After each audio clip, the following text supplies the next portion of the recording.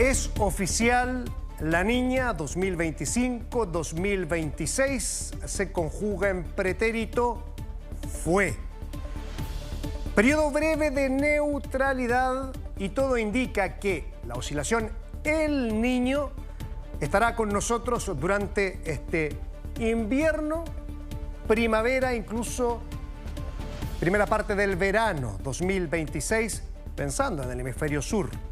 Por supuesto, las estaciones inversas en la mitad norte del planeta. Esta oscilación que moldea el clima en todo el globo, pero por supuesto nosotros estamos preocupados de las potenciales repercusiones que tendrá en nuestro país. Programa especial de Megatiempo a esta hora y por eso estamos en nuestro estudio con el especialista, climatólogo Roberto Rondanelli, quien nos acompaña para explicarnos del Niño y cuál es la potencialidad y los efectos que tiene en nuestro país. Comenzando, Roberto, por este titular que se ha tomado mucho la prensa, ¿no? Algunos han ido por el Niño Godzilla, otros por el Super Niño, que tiene que ver con la intensidad de este fenómeno. Bienvenido. Muchas gracias, Alejandro. Pues, primero, por lo básico, cuando hablamos de El Niño, hay gente que dice la corriente, el Niño. Hablemos un poquitito qué es El Niño y para eso tenemos la siguiente portada que dejamos en el computador para que Roberto la anterior, muchachos, la que teníamos en el PC, para dar cuenta entonces de qué se trata, porque hablamos de la temperatura superficial y subsuperficial del Océano Pacífico, suena como largo, en la parte ecuatorial, ¿no? Eso. En general, El Niño, la manera más simple de verlo es mirar las temperaturas del océano, pero son las anomalías, es decir, qué tan por sobre o por debajo del promedio están las temperaturas del océano. Ya, aquí, para contextualizar a la gente, aquí tenemos un mapamundi, digamos, un planiferio. Acá está Australia, está Nueva Zelanda, allá está Sudamérica, y aquí tenemos el Océano Pacífico en la zona ecuatorial. Y en donde está más coloradito es que la temperatura está sobre el promedio histórico y donde está más azulita bajo el promedio histórico. Eso, tal cual. Ya. Entonces, digamos que la manera más tradicional de definir El Niño es con esta cajita de acá, que se llama la caja del Niño 3-4.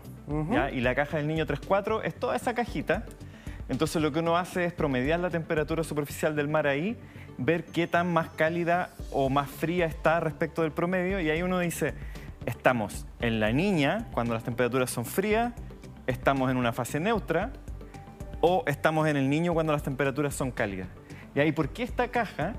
Básicamente porque en general lo que sucede o lo que ocurre en el clima normal es que uno tiene temperaturas muy altas acá, en la zona cerca de Australia, en lo que se llama la poza cálida, y no sé, la gente que tiene la capacidad de viajar a estas islas paradisíacas. Rico. Debe ser rico, pero no sé si es tan rico, porque en realidad la temperatura es como 31 grados. Ah, es sofocante. Claro, yo no sé qué es lo que significa meterse al mar a 31 grados, no sé. Yo acostumbrado acá... Yo creo que acá, las mujeres lo disfrutarían, ¿no? Sí, acostumbrado acá a la costa, ¿cierto? El Quisco ahí cuando uno salía así. Todo arrugado, morado. Claro. Pero entonces lo que sucede durante El Niño es que estas temperaturas cálidas se empiezan a mover y empiezan a moverse hacia el centro del Pacífico. Entonces, en el momento en que las temperaturas cálidas se ponen acá en la región 3-4, no solamente la temperatura del océano cambia, sino que también cambia la circulación atmosférica y las tormentas empiezan a seguir a esta mancha cálida que se pone por acá. ¿Ya? Y entonces toda la circulación atmosférica se corre, y el hecho de tener tormentas en esta región, en donde usualmente no las hay, produce una serie de ondas que se propagan en la atmósfera hacia ambos hemisferios, y al final El Niño termina por producir cambios en el clima completo del planeta. ¿Ya? O sea, esto que ocurre frente a nuestro océano, ¿cierto? En la zona tropical del Pacífico, tiene implicancias sobre todo el planeta, no solamente sobre lo que pasa en el Pacífico. Y claro, uno lo relaciona con mayor probabilidad de lluvias en la zona central, pero hay otras zonas en donde se intensifica la sequía, por ejemplo, sectores de Colombia, también disminuye la frecuencia de los huracanes en el Caribe, en fin, ¿no? Tiene repercusión en todas partes. Ahora, el más reciente informe de la NOAA, que es el servicio que monitorea y estudia la oceanografía y la atmósfera de los Estados Unidos ha entregado su más reciente proyección, en donde habla que hacia el invierno del hemisferio sur, verano del hemisferio norte, aumenta bastante la probabilidad que se instale el Niño, pero además agrega en el gráfico que vamos a ver a toda pantalla la probabilidad de un niño o de un super niño, que creció desde la más reciente actualización del 13% a 20 y tantos %. Ahora uno dice, claro, apostar cuando algo tiene la probabilidad de un 20% tampoco es tan seguro, pero al menos aumentó. Entonces, como que va a estar el niño ya es como una realidad, ¿no? Sí, aparentemente, ¿cierto? Porque sí, si uno lee como bien desprejuiciadamente el gráfico, lo que uno dice, en general la zona central, Santiago y sus alrededores, y Valparaíso, qué sé yo, uno se fija siempre en junio, julio, agosto. claro. ¿Ya? Porque esa básicamente esos 3 meses son donde cae el 80 o 90% de la precipitación en Santiago, ¿ya? Y en la región metropolitana. Entonces, la idea es la siguiente: si el Niño ocurre durante junio, julio y agosto, entonces tenemos una mayor probabilidad de tener lluvias sobre lo normal en la zona central. Y eso, de acuerdo a este último informe de la NOAA, está representado por estas barras de acá. O sea, hay una probabilidad muy alta que tengamos al menos un niño débil, ¿cierto? Pero también podría ser que el niño fuera moderado o que fuera intenso. Ya, y si miramos julio, agosto, septiembre, hay una pequeña probabilidad de que sea muy intenso, ¿ya? Y yo creo que lo que la gente está amplificando un poco es esta señal. Claro. ¿Ya? Porque esa señal para nosotros es una probabilidad muy pequeña, pero con consecuencias muy grandes. Entonces, lo que uno dice es, cuando pasan esas cosas, uno dice, bueno, ¿le hago caso o no le hago caso al pronóstico? ¿Para qué me preparo yo acá? ¿Me preparo para un año relativamente neutral o me preparo para un año muy intenso del niño? Ahora uno debiese aprender la lección y prepararse siempre para el escenario más extremo. Claro. Y si no nos sirvió para este invierno, tal vez nos sirva para el otro, digamos. Y claro, esta gráfica, para que la gente lo vaya entendiendo, en la medida que se va poniendo más rojito en la parte de arriba, es que el niño puede ser más intenso. O sea, la anomalía de temperatura ser mayor. Y claro, hacia ya octubre, noviembre, diciembre, incluso junio, se ve una probabilidad del 90% que esté el niño y además una probabilidad cercana al 20 o más % que sea un niño intenso. Exacto, claro. Ahora, obviamente que dependiendo de la estación del año, los efectos también van siendo distintos, ¿ya? Entonces, cuando nosotros hablamos de la zona central de Chile, nos enfocamos acá, pero en la zona sur, por ejemplo, sigue lloviendo durante agosto, septiembre, octubre, y por lo tanto, a lo mejor ahí va a ser más probable que estén enfrentando esa etapa del año en condiciones del niño, y lo más probable de acá es que hacia el verano, hacia fines del verano, tengamos un niño muy intenso, por ejemplo, que eso influye en las precipitaciones del altiplano. La zona del altiplano, en general, llueve mucho menos durante años del niño. Pero este verano tuvimos de cuando en cuando, aparte del calor, tormentas en el verano también, incluso con actividad eléctrica, en fin, en la zona central, acá en Santiago. O sea, recordemos lo que pasó en Pudahuel, que tuvimos una nubada muy puntual que dejó personas anegadas. Entonces uno dice, si está el niño ya saliendo del invierno, pasándose primavera y verano, ¿también se podrían facilitar ese tipo de tormentas que aparecen de cuando en cuando o es muy azaroso eso? Chuta, ahí entramos en un terreno complejo, Alejandro, que se empieza a meter ya en la investigación. ¿Ya? Porque típicamente uno los mensajes los trata de simplificar y llevamos mucho tiempo diciendo, por ejemplo, que el cambio climático va a producir inviernos más secos en general y que tenemos que adaptarnos hacia unas... Pero de repente hemos tenido ciertas intuiciones o ideas que son de investigación, por ejemplo, que en algún caso hemos visto modelos que muestran aumentos de la precipitación en primavera, ¿ya? Y aumentos de la precipitación en primavera debido al cambio climático y de eventos convectivos, o sea, de estos eventos que ocurren así, una nube cumulonimbus, ¿cierto? Granizo, rayos, que graniza, como lo que ocurrió en enero en Maipú, ¿cierto? Que cayeron granizos de gran tamaño. Sí, claro. La pregunta es, ¿será eso simplemente azar? De repente ocurren esas tormentas en el clima normal, o es que estamos viendo una tendencia hacia alguno de esos modelos que hace 5 o 6 años no les creíamos. Exacto. Y que a lo mejor ahora tenemos que mirar con más cuidado, ¿ya? Eso yo diría que es una pregunta de investigación lo que me está preguntando Alejandro. O sea, no es algo que lo sepamos, así Exacto. como... Para afirmar y tirarse a la piscina. Exacto. Ya, vamos a ver la siguiente gráfica que tiene que ver con las intensidades. Estábamos viendo que está la probabilidad para comenzar de un niño débil, podría pasar a moderado y tal vez hacia fin de año un niño fuerte o muy fuerte o como se ha catalogado de parte de la prensa, super niño, otros le llaman niño Godzilla. El niño Godzilla, solo que aclarar, eso lo acuñó la NASA en el 2015, porque claro, siempre no es la culpa a los periodistas, pero ahí fue la... Ya, escala de intensidad del niño. Y le dije a don Jaime, oiga, la NASA le puso así, me dijo, oye, que se preocupen de ir a ver otros planetas nomás. Me dice, ¿qué se andan metiendo? Se enojó don Jaime. Ya, oye, veamos el siguiente gráfico. Ya, esta es la neutralidad. ¿Qué es la neutralidad, Roberto?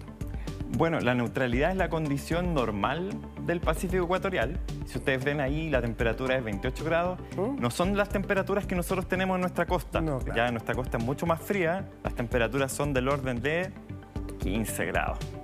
¿Ya? Así que... pero eso es la neutralidad. Y esa es la condición normal. En general, la costa sudamericana, y esto es algo que no sé si todos se dan cuenta, no es solamente que el desierto de Atacama sea seco, sino que la costa sudamericana completa, incluso hasta el Ecuador, es una costa árida. Ya para los que han tenido la oportunidad de viajar por la costa hasta Ecuador, no es que ahora llegué a la línea del Ecuador y de repente aparecieron la selva tropical, no. Por la costa sudamericana es bastante árido y seco, y eso es porque en realidad los vientos están moviéndose hacia Australia todo el tiempo. Y esa es la marca de la neutralidad, ¿cierto? Que el viento se mueve hacia Australia, las aguas sudamericanas son frías, secas, el clima es árido en general en la costa sudamericana.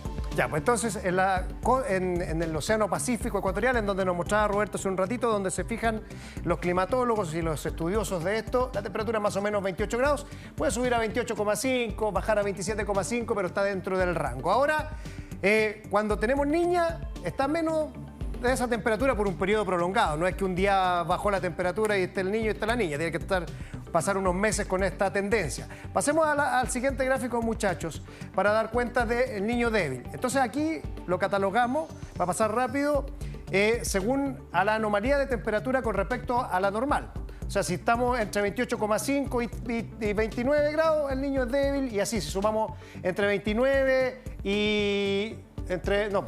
Sí, pues 29 y 30, más o menos niño moderado, y si vamos subiendo de 1,5 a 1,9, niño fuerte, y ya si son más de 2 grados, sobre 30 grados en la temperatura por un tiempo prolongado, ya es un niño muy fuerte o un niño o super niño. Pasemos de inmediato a lo siguiente, para preguntarle de ahí a Roberto, y nos quede tiempo, cuáles serían las consecuencias del niño en Chile. Aquí tenemos algunos de los niños más intensos, y esta es la anomalía, ¿no? 2 grados sobre el promedio, 2 grados sobre el promedio. Y ahí está el del 82-83, que a uno se le viene a los más viejitos de inmediato la imagen del Mini cayendo al río Mapocho.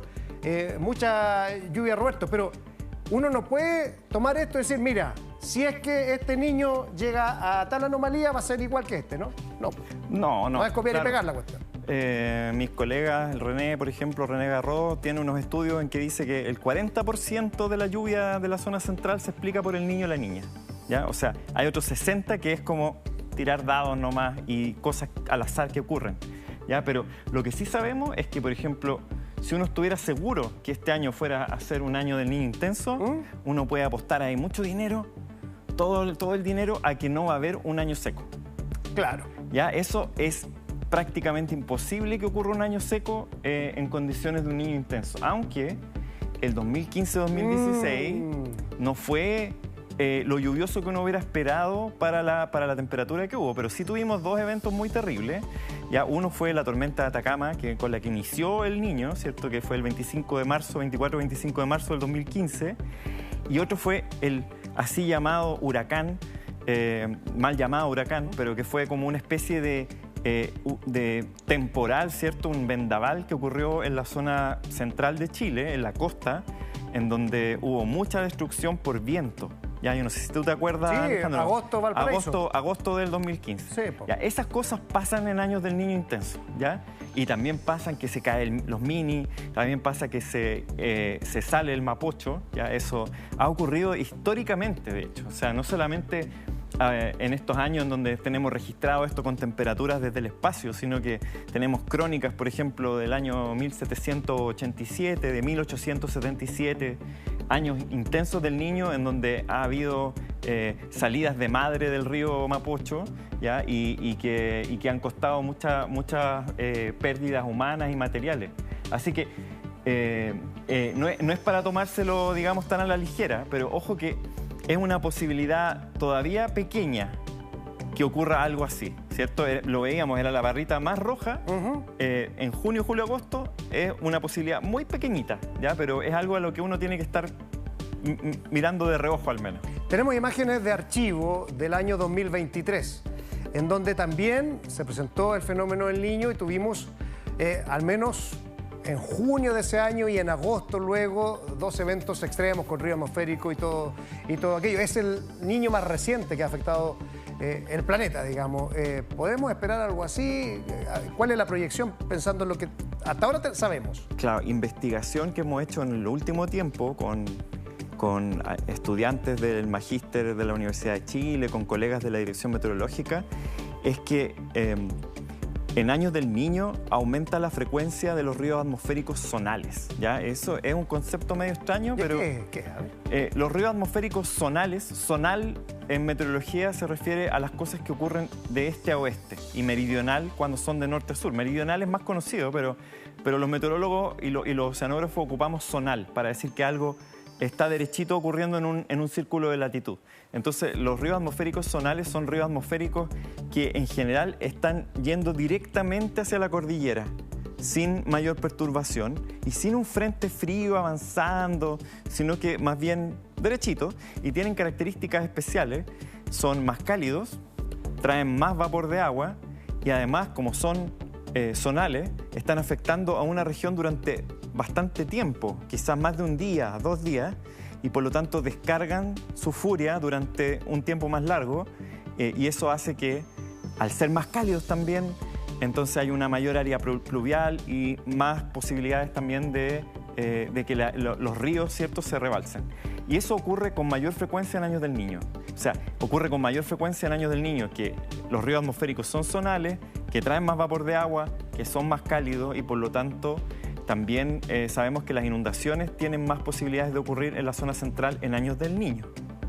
Como ocurrió en 2023, recordar a la gente de Licantén, cuando se salió el río, ahí estamos viendo imágenes donde, mira, hasta el techo de las casas prácticamente debido al desborde de los ríos, porque no nevaba en la cordillera. Entonces todo el agua fluía por la ladera de la cordillera y en los valles, en fin. Y eso se centró más o menos entre la región del Biobío y O'Higgins. Ahí fue jugando, se movía de repente un poquito a la Araucanía, de repente agarraba a Santiago, pero el núcleo fue Biobío, Ñuble, Maule. Eso, claro. Y quería hacer un punto, Alejandro, acá, que es que si se fijan, los aumentos de temperatura del Pacífico no tienen que ser muy grandes, si basta con 2 grados. Claro. ¿Ya? Y a veces la gente, cuando se pone escéptica sobre el cambio climático, dice, pero ¿y qué si la temperatura de la Tierra ha aumentado 1,5 grados? Pero resulta que este aumento de la temperatura del Pacífico, que ocurre en una región relativamente pequeña del planeta, de 2 grados, tiene consecuencias tremendas sobre todo el planeta. ¿Ya? Entonces uno se puede imaginar, y eso es básicamente porque la cantidad de calor que se necesita para generar ese aumento de temperatura es también tremenda, es muchísima energía. Ahora, si uno se imagina que el planeta ahora completo se está calentando 2 grados, se pueden imaginar también cuáles son las consecuencias posibles de una cosa así. Si uno veía los mapas de anomalías de las temperaturas de las aguas del océano en niños anteriores, se marcaba en rojito, por ponerlo en fácil, más caliente ahí en la zona ecuatorial, y hacia los polos, en la medida que me iba alejando, estaba azulito, o sea, estaba más frío de lo habitual. Pero si uno ve ahora los mapas de anomalías, está prácticamente el océano completo con temperaturas sobre lo que debiesen. Entonces, es otro escenario también, porque además recibes el vapor extra que te está dando el océano más allá de donde se estudia el Niño. Eso es súper importante, Alejandro, que nosotros en general, en Chile, digamos, en general, somos una zona relativamente árida del planeta y eso tiene relación en general con nuestras temperaturas del océano. Ya nuestras temperaturas del océano son muy bajas y por lo tanto hay muy poca evaporación comparado, por ejemplo, con la costa oriental de Sudamérica, donde está Buenos Aires, qué sé yo, Río de Janeiro, Sao Paulo, sur de Brasil, en que en verano ellos tienen temperaturas del océano de 24 grados, mucho vapor de agua, mucha capacidad de generar lluvia convectiva, precipitación. En el caso de nosotros, nuestro vapor de agua, que nos llueve, tiene que viajar por todo el Pacífico, venir desde la zona del Niño 3-4 que veíamos más o menos, y llegan unos hilitos de vapor de agua, y esos son los que llueven acá en Chile, en general en todas partes. ¿Ya? Entonces, lo que bien decías tú, el hecho de que la temperatura del planeta completo, y en este caso del océano, aumente 1 o 2 grados, hace mucho más fácil tener ese vapor de agua que finalmente es el que va a lograr precipitar sobre Chile. Exactamente. Y es un escenario que no habíamos vivido antes, porque incluso frente a la costa de Chile la anomalía ha sido bien notoria a fines de 2025, comienzo de 2026. Exacto. Entonces, ya, hay más vapor de agua, está el Niño, están los ríos atmosféricos, pero hay otras oscilaciones, así le dicen ustedes, que intervienen en que todo ese vapor se venga para acá, digamos, porque puede descargarse en otras partes del mundo. Una de esas es la oscilación Madden-Julian. Tenemos aquí un pequeño esquema, a ver si nos ayuda, porque especialmente en las redes sociales se ha hablado mucho de esta oscilación. A ver si a grandes rasgos nos puede explicar de qué se trata. Ya, la oscilación de Madden y Julian, de nuevo, es una oscilación tropical, ¿ya? Y es raro que en un país frío que nos consideramos nosotros estemos hablando de la meteorología tropical, pero... Claro. Lo que sucede, del Océano Índico. Claro, del Océano Índico, de lo que pasa en realidad en el Ecuador. Pero lo que pasa es que ahí es donde está la mayor parte de la energía del planeta. Entonces, cuando las cosas cambian acá en el Ecuador, sucede que hay mucha energía puesta en la atmósfera en ciertos lugares, ¿ya? Y es como, yo siempre digo así, es como tirar una piedra en un lago, ¿ya? Y uno tira un camote gigante así del bote a un lago, y lo tira en alguna parte aquí del Océano Pacífico, y esa es la oscilación de Madden-Julian. Y después uno ve, ¿cierto?, que se producen ondulaciones que van hacia la orilla del lago, y nosotros estamos en una orilla del lago. Y en algún momento nos pega una de estas ondas, ¿ya?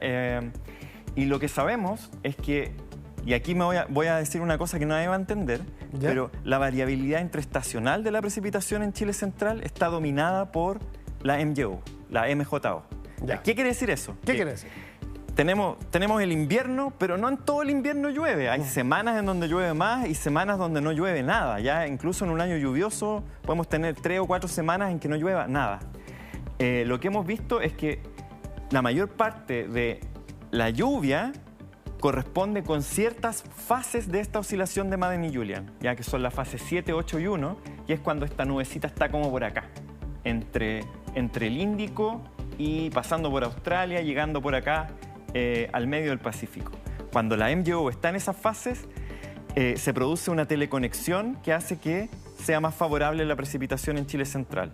Cuando la MJO está en su fase inversa a la 781, que son las 4, 5 y 6, o la 3, 4 y 5, entonces ocurre lo contrario. Claro. Se alejan y se quedan allá. Claro, entonces, no todo el invierno es lluvioso, pero nosotros sabemos, y bueno, y el asunto es que nosotros esperamos que hacia fines de abril se desarrolle una de estas oscilaciones de Madden y Julian con una intensidad respetable, como para iniciar, digamos, los fuegos en este invierno.